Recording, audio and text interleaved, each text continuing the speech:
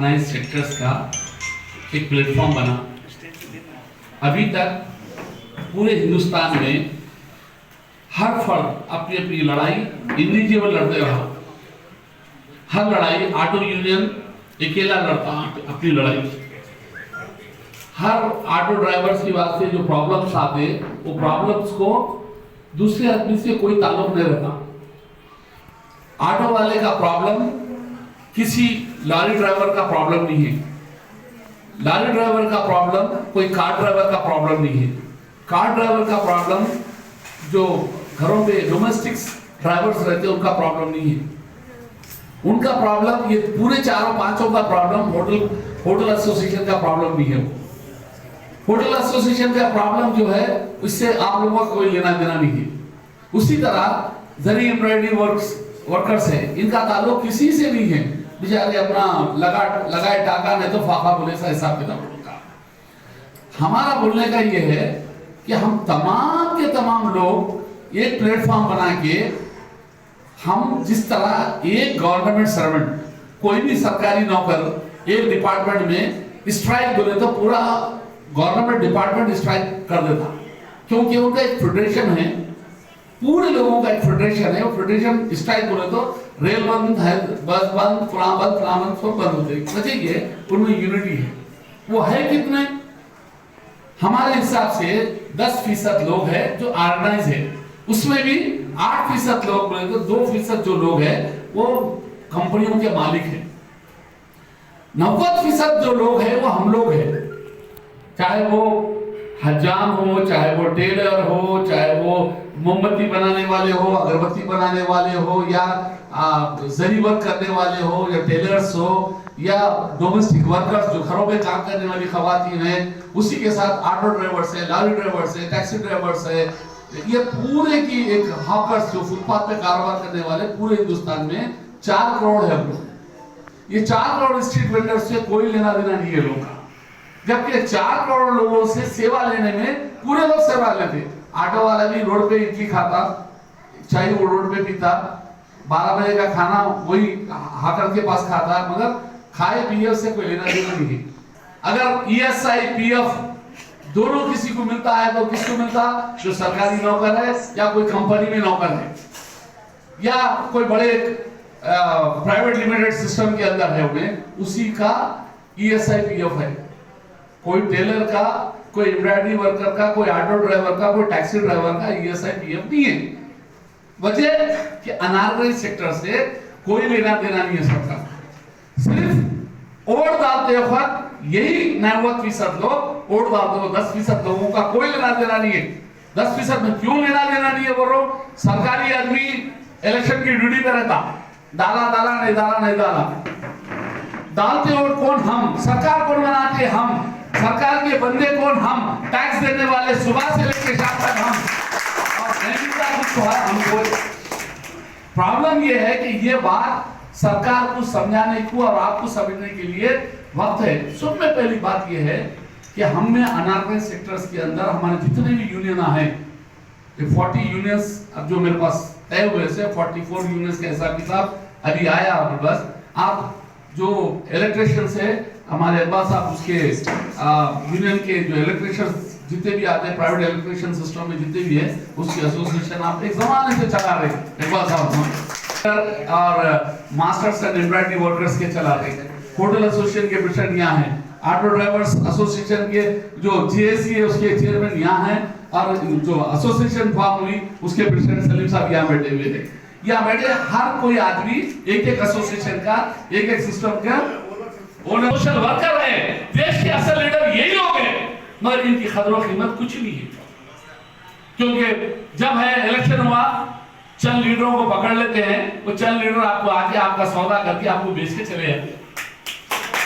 हम 5 साल तक फिर वैसे के वैसे गुलाम थे। इस आजाद मुल्क में गुलाम कोई है तो ये अनऑर्गेनाइज्ड वर्कर्स है, क्योंकि इनके हुकूक की बात नहीं हो रही, इनके लोन की बात नहीं हो रही, इनके डेवलपमेंट की बात नहीं हो रही, इनके बेघर तो घर की बात नहीं हो रही। तो सारी चीजों के वास्ते तेलंगाना राष्ट्र समिति तेलंगाना के लिए अमानुल्लाह खान साहब हो या इनायत अली बख्शी हो, चाहे यहाँ बैठे मेरे खवातीन बहनें हो, हम सारे के सारे तेलंगाना के लिए इसलिए लड़े कि कि तेलंगाना के साथ आंध्रा वाले नाइंसाफी कर रहे थे, वो नाइंसाफी के खिलाफ हम मुत्तहिद होकर लड़के तेलंगाना लाए। तेलंगाना का मकसद हमारा ये नहीं था कि मकसद में नाइंसाफी के खिलाफ लड़े। अब फिर ये अनऑर्गेनाइज्ड सेक्टर से नाइंसाफी हो रही तो फिर से हमको एक लड़ाई चालू करना पड़ेगा, बढ़ना पड़ेगा या नहीं? अगर जब तक लड़ेंगे नहीं, मेरी वालदा ही है, उन्होंने कहते थे मेरे को, बेटा 9 महीने माँ के पेट में रहने वाला बच्चा अगर सोते रहा तो माँ सोने दो बोलती, जब उठ के रोने लगा तो उसके पहले दूध पिलाती, तो बच्चे को रोने पे दूध मिलता, जब और रोने लगा तो समझ में आता कि उसके कान में पेट में कहीं दर्द है, क्योंकि डॉक्टर की दवा मिलती। एक छोटा बच्चा अपने रो के अपने हुकूक हासिल कर सकता, तो हम तो जबान रखने वाले लोग अपने हासिल कर।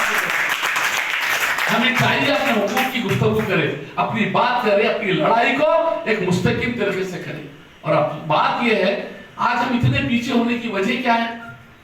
उसकी मेन वजह यह है कि हम तमाम के तमाम लीडर्स, एक लीडर दूसरे लीडर को बर्दाश्त नहीं करता, दूसरे लीडर की तरक्की नहीं चाहता। जब तक आप लीडर बनना है तो अपने जूनियर्स को आगे बढ़ाओ, उसको कदर व कीमत दो, उसको आगे लाओ, तब जाके आप लीडर बनेंगे। लीडर का मैं बड़ा हूं, बस मैं बड़ा रहूंगा बोले तो कभी लीडर नहीं बनता, वो लीडर नहीं होता, वो सेल्फिश एक इंसान होता। लीडर जो रहता वो अपने से छोटों को ऊपर उठाता, उसको उसके हुकूक की बात समझाता, उसको लीडर बना के सामने ला के देता। जब वो तक वो रहेगा वो लीडर रहेगा। आज तमाम यहाँ बैठे हमारे सीनियर लीडर हैं। एक जमाने में महमूद अली साहब मेरे साथ थे, तो मैं सीडी के वाइस प्रेसिडेंट में स्टेट का सेक्रेटरी, आज वो होम मिनिस्टर है। सारे लोग महमूद साहब के आदमी है, मेरे साथ रहने वाले और सारे का आप लोग के चेयरमैन मेरे साथ रहते थे। उन्होंने बोलते थे भाई साथ आए। शाहीन अफरोज मेरे पास जॉब करते थे, आज उन्होंने एक ऑर्गेनाइजेशन में बड़े पौधे में चेयरमैन करे, अब कमीशन की मेंबर है, वुमेन्स कमीशन। बिल्किस मैडम, ये लोग पूरी, ये सारे लोग हैं जो आज शागिर्दी से हम लीडर है बोल के ये घर से उठा के लेके आके लीडर बनाया, लेके चलो बोल के अब आज एक बड़ी लीडर है।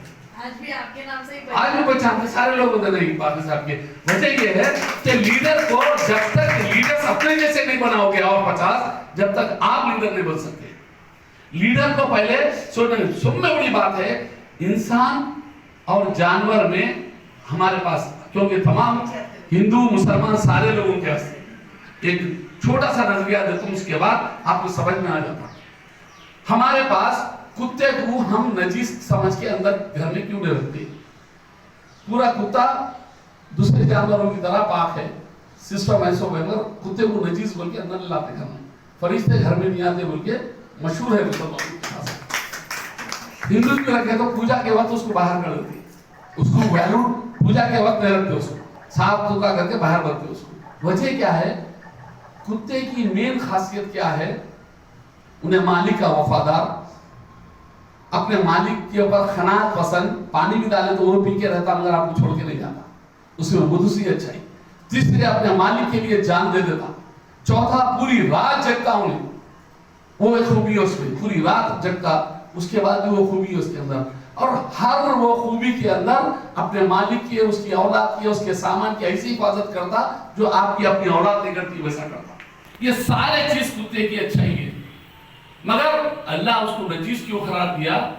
वो नजीस इसलिए करार दिया गया कि कुत्ता कभी भी एक इंसान से वफादारी करता। अपनी जात वाला कुत्ता आया तो उसको भोग भोग के उसकी लानत तक हटा देता। कुत्ता कुत्ते का दुश्मन होता। तो इंसान में जब ये खसलियत आ गई तो समझ जाना ये इंसान नहीं है, ये वो कुत्ता ही से बन गया। इंसान अगर जब भोग उन्हें अपनी जात वाले को नुकसान पहुंचा रहा, एक अपनी जात वाले को नुकसान पहुंचा रहा, तो समझ जाना कि ये वो जानवर से मुस्तलिफ है और इन्हें नजीस है। अब नजीस आदमी से दूर रहना, जो भी दूसरे को नुकसान पहुंचाने के काबिल का है उन्हें नजीस है। आप छोड़ दिए, खुद ब खुद लीडरशिप बढ़ती है आपकी, आगे जाते आप लेकिन हमेशा उसको सता के परेशान करके, उसको जिंदगी खराब करके, उसका जीना आराम कर देके छोड़ दिए तो वो लीडर कभी लीडर नहीं बनता। अरे हम लोग हिंदुस्तान में आजादी की लड़ाई गांधी से सीखे। गांधी बोलते थे एक गाल पे मारे तो दूसरा गाल पेश कर दो। हम वो लोग हैं, भगत सिंह खुशी खुशी फांसी पे चढ़ गए और इस देश की आजादी के लिए भगत सिंह अपनी कुर्बानी दिए। आज भगत सिंह तो कुर्बानी दे दी, मगर आज हर दिल में भगत सिंह जिंदा है। कभी भी बात आई तो भगत सिंह हम अभी जिंदा है बोल के हम बोलते हैं। हम में कुर्बानी देने का जज्बा क्या है?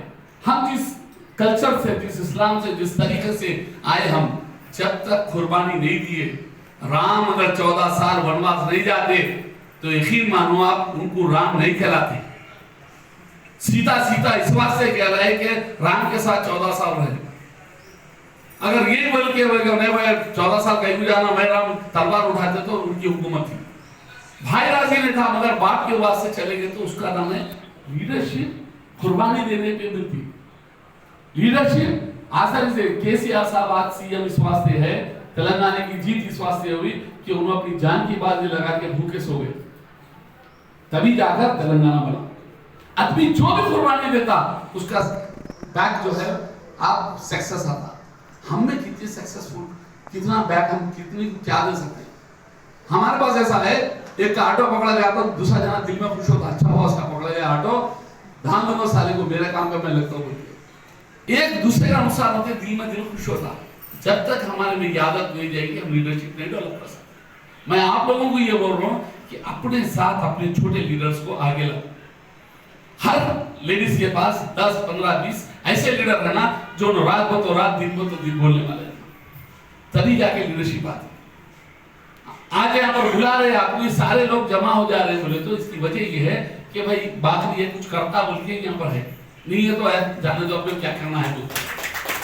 ये अनानास बनाने की वजह ये है कि हमें पूरे हिंदुस्तान में 28 स्टेट्स के अंदर नेशनल हॉकी फेडरेशन का प्रेसिडेंट रहने की वजह से हमारा एक फेडरेशन इस वास्ते बना रहा हूँ कि इस लोग को लेके अगर हाकर का प्रॉब्लम आया तो हम सारे जाके ठहर गए तो उसकी मां ने यदि कोई हुकूमत के सेट करके उसको धक्का लगा सकते।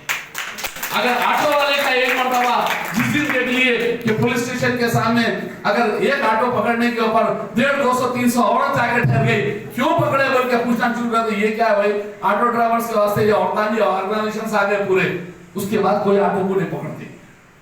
वजह ये है ताकत मुट्ठी की तरह अब तक जो थे आप लोग का पंजा थे, अब आप जब मुखा बनेंगे तो आपसे कोई लड़ने के काबिल नहीं रहता। तो ये मेरा जो फेडरेशन है ये एक मुखा है, इसका मकसद ये है ये मुखा जो है ताकतवर होगा। अभी तक हम लोग क्या कर रहे थे, अब नो डाउट अमरनाथ खान साहब हमारे तेलंगाना का अंगूठा है, मगर बात क्या है, अंगूठा है मजबूती के आगे आना चाहिए, पूरे मिल गए तो हम मजबूत हो जाते। आपको अगर जरूरत पड़ी, आपको कहीं भी प्रॉब्लम आया, अगर हम लोग इतने लोग आके ठहर के कहीं भी तो किसी के माने जाने के उसको आप इनकार कर सकते। मैं आपके सामने यही बोलने का मकसद ये है कि ये मीटिंग लगाने की वजह ये है, हम अनाज सेक्टर्स को जितना स्ट्रॉन्ग करेंगे आने वाले वक्त में हमारे को हमारा रास्ता, हम एक ऐसा समंदर है कि पहाड़ झाड़ रास्ते हमारे रास्ता नहीं हो सकते। हम वो शायर का एक शेर है, हम अपने फन की बुलंदी से काम ले लेंगे, हमें मुकाम ना दो हम मुकाम ले लेंगे। वो लेकर